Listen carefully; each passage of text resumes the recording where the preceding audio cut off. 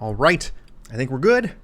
Welcome back to another one of these things where we're just kind of chatting about whatever comes to mind. Hope you're having a fantastic Monday, and it is just Monday in the week. Still got a little ways to go. Bit of a weird one for me. My last day at where I currently work is on Wednesday. I've only got 2 more days left with my first tech job out of I want to say college. It was my first tech job out of college, but it also doesn't really tell the full story that I went from college to community college to learn what I needed to learn to get that job in tech. And here I am, just starting a new chapter of my journey soon. Wow, it's a lot to kind of think about.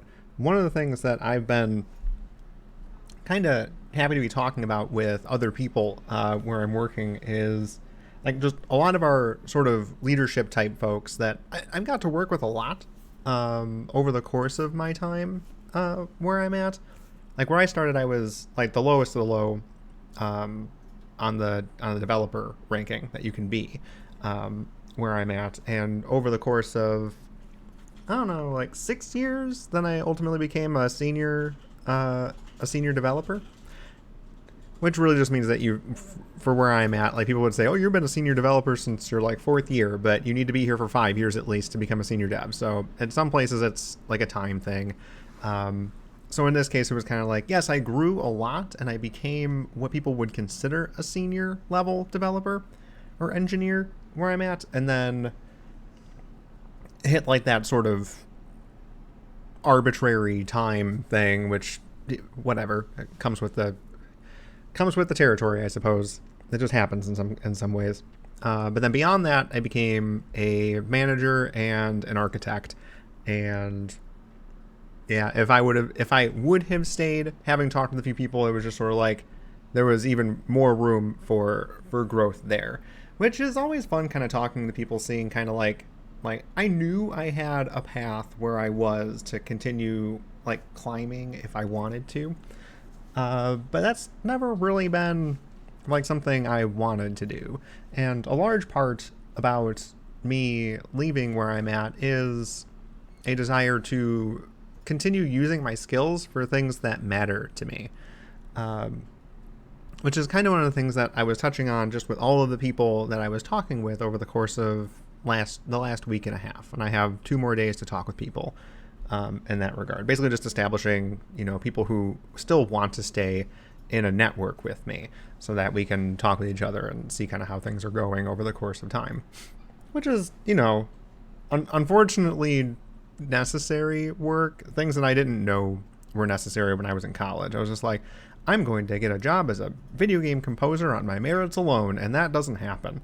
That just doesn't happen no matter where you're at these days, and it kind of stinks. Like it's really difficult to be recognized by your talent unless you are a superstar and have already. You don't need a network because you got recognized by a huge community and they elevate you to a point where your network is a bunch of fans essentially, and anybody would want that. But for the rest of us who are generally unknown, you need a network of people who will vouch for your talent, and whether or not you have it at all, it doesn't really quite matter. You need to be able to meet the criteria for the position, but in general, you're getting positions based on who you know in a lot of cases, or at the very least, it makes it a lot easier, especially to be getting paid what you sort of deserve, I should say. Like if I were just going to continue looking for work without the connections that I've made where I'm at, I would probably be not getting like a bump in salary, really. I'd just be going somewhere else to do the same thing that I'm doing. And that's about it, without other people vouching for me, being like, yeah, this guy's worth it. Like make sure you compensate him appropriately. It's an unfortunate reality of where we're at. Different than what I was wanting to talk about though. So I'm fortunate enough to be working with people who, prior to working where I'm at now, they also did other small business type setups where they started their own marketing things, or did a tech startup, or some other type of small business where there's a lot of risk involved, and you know that the odds of you succeeding are lower than that of failing. And going in there knowing that is a very key thing. And it's really nice seeing people who, or talking with people who value that risk is worth taking, provided you have the mindset to potentially succeed. And working with or talking with these people, they're just like, it's a nice validation, being like, nobody knows all of the answers going into starting something new, in particular a business here. Like, if you're going in on something that it's like, and you're basically the only person working on it for a while until you can either convince people to join you and accept that risk, or you end up being successful enough to pay somebody other than yourself. Even if you can afford to pay yourself, that's even a bit of a leap there. And until then, you're kind of going it on your own, trying to make this idea work. And it's a weird thing when people want or value that kind of stability. It's a weird trade-off. Like, some people that I talk to are like, "You're crazy. Why would you do something like that? You had a job where you could have just kept going, potentially doing less and less like actual work and doing more just leading people and teams, and there's value in that, and like companies need things like that, and you had this like stable paying thing, and it's just like, but I'm not satisfied doing that right now." And even with the people that I talk to, like I feel like I just sort of like ended sort of a sentence there, and it's like hard to describe. It's like, not everybody is in a position to be able to know when it's okay to take a risk. I'm fortunate enough to be in a situation where I know I'm financially okay for a while. I can, for a bit, not a ton of time, not for my life, definitely not the rest of my life. I wish I was at a point where I had financial stability for the rest of my life, or financial security for the rest of my life. Far from it. So it's definitely a risk. But with the money that I have now, I have enough to work for myself for some set amount of time. If I'm being realistic with myself, it's less than a year. But that gives me some time, basically until the end of this year, to understand where I'm at and reevaluate, have I made it far enough that this idea is worth proceeding with?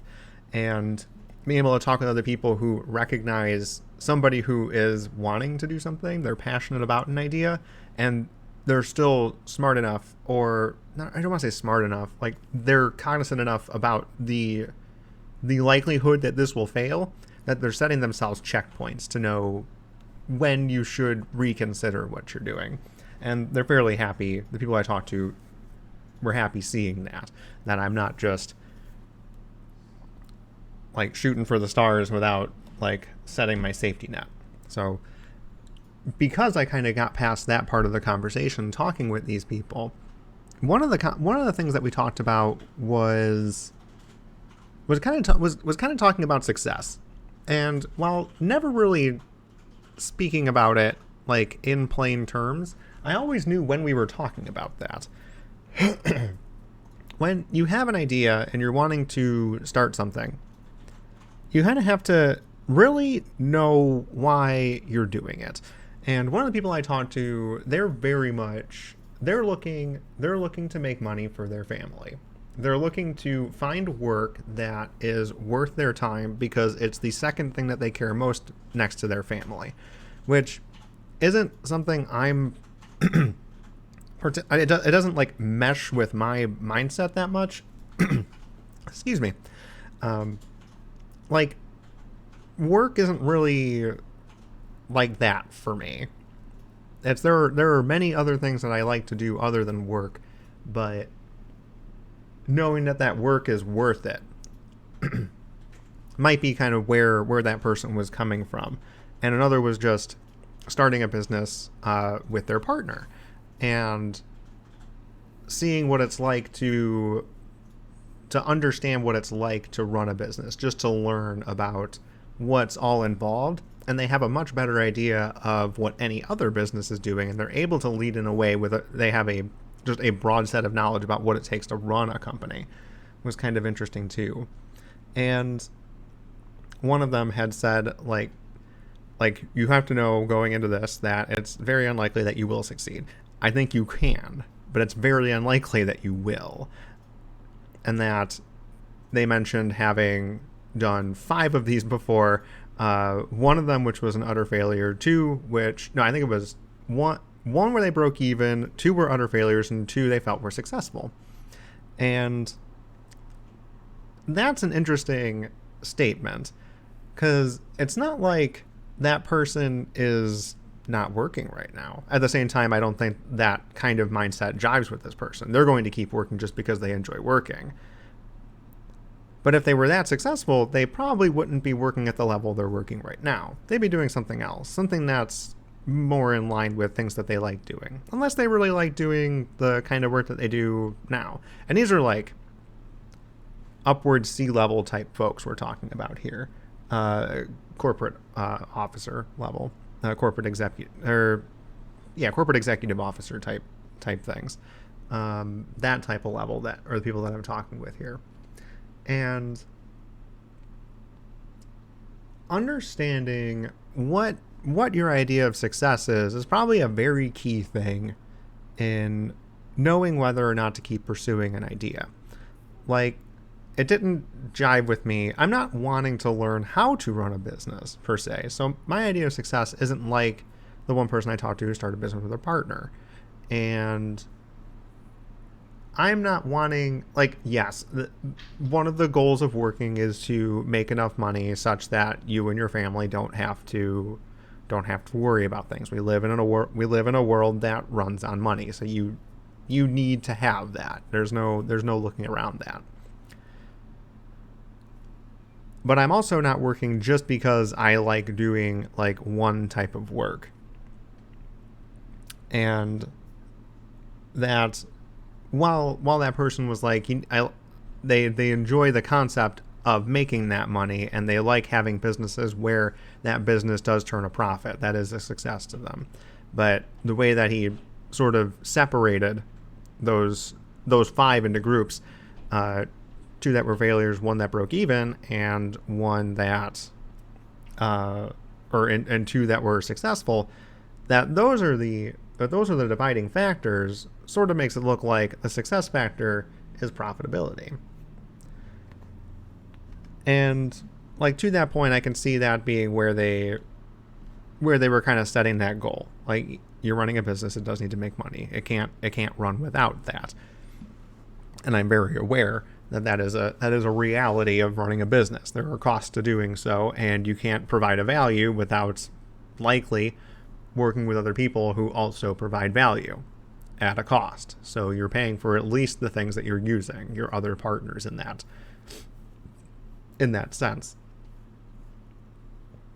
But in talking with these people, I think I have defined a bit about what I think my definition of success is.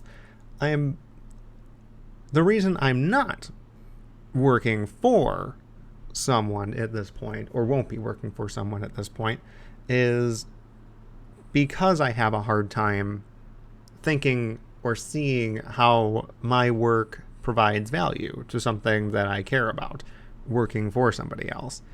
That isn't to say I won't work for somebody else in the future. I'm sure that will still happen. It'll very likely happen, since I doubt I'll be turning a profit within the first year of making a new business. But that not necessarily being the guiding light here is probably at least a good thing to know.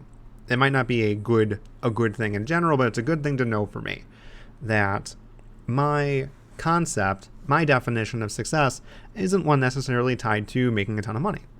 I am okay with the company breaking even, essentially, provided that breaking even includes paying me some living wage. It doesn't have to be astounding.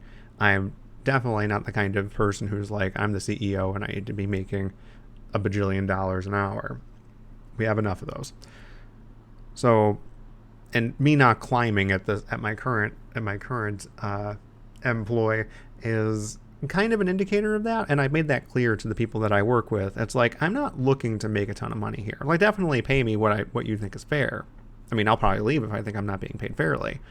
That's what I'm doing here. I'm not taking a giant risk. I'm working here for stable income. So important factor to being an employee for me, but not a huge factor to having my own idea necessarily. The other part of that being, I want to be able to build something with the skills that I have, or do something with the skills that I have. It doesn't have to be build something. It is build something in this case, but it's not. It doesn't always have to be. That I'm using the skills that I have to help people, places, things that matter to me. And in my case, it's environmental sector. Environmental education in particular is kind of what I'm building for. I see a gap in environmental education engagement that I feel I have a solution for approaching. And I find that if I can take these skills and build something of value, then that's a success. That's successful here. If I can give this or get this in the hands of people who can use this thing, then that's successful. I don't particularly care how big of a profit margin I have here. I'm looking to build something that's helpful, of value in my eyes, and value is helpful here, not value is in profit margin. So that'll likely speak to what a lot of what I'm building ends up costing things, because I don't want to gouge nonprofit organizations, which is generally who my target audience is. I don't need them spending a large chunk of money on this educational engagement thing. I think they should. It's valuable, and they should want to spend money on this. But there's other valuable work that they're doing that I only want to take what I feel this is worth. And maybe they'll think it's worth a lot more than what I'm thinking. That's something that I know I have to work on when building this kind of plan out. But it is nice from this vantage point to understand that success isn't necessarily making money hand over fist. It's not necessarily having the most visible business from an environmental education standpoint. It's about making something that has value that actually gets used in a few locations that people are happy with using. And I've even been thinking about ways that it's just if I do end up making just a bunch of money off of this, how I can give that back in interesting ways. So there might be that's even just more to it. It's the ideas or the thoughts that I'm having are thoughts that I don't think a lot of other people would have. It's what happens if I make too much money? What happens if I make an amount of money that I'm unhappy with taking for me or my business? How do I push that back somewhere where it's providing value that isn't just lining my pockets? I don't know how many people would think about something that way, but recognizing that's how I'm thinking right now is showing me where my definition of success lies. And I've been talking for a while, so it's probably worth it to kind of bring this back around, is if you are starting a business or you have an idea that you're wanting to get off the ground, it's valuable to think about why you're doing it in the first place. And beyond that, why you're doing it, not confusing at all, ends up translating to your success factors. What is your definition of success when approaching a new idea or building something or sharing an idea or having a service that goes out to other people? What makes it successful to you? It doesn't have to be making money hand over fist. It doesn't have to be having all of the customers in the world. It doesn't have to be all of the market share or profit margins up the wazoo. It can be a small thing, and you can be satisfied with knowing that you hit your success metric with all of the I feel like everything that I see these days is like super focused on like hyper growth. It's just growing is what success is, and it doesn't have to be that way. And I think that might just be a side effect of the world we live in, where we want to put those things on pedestals. The world, the news cycle really wants to put those things on pedestals. But in reality, a majority of businesses are just built around a community that they live in, solving a problem that that community has. And in a sense, that's what I'm doing. But my community might be a little bit larger than my neighborhood. So it's kind of neat having talked with some people about what their feeling on their businesses were and what they were, even if they didn't say it like exactly like this was our success metric. It's talking with them, understanding who they are and how they compared success to failure was interesting, and painted a picture for me that it's not the same for everybody. Even amongst the people that I do know and talk to, it's not the same. And that's okay. Anyway, that's probably enough for one day. Hope you're having a wonderful Monday, and we'll catch you in the next one. See ya.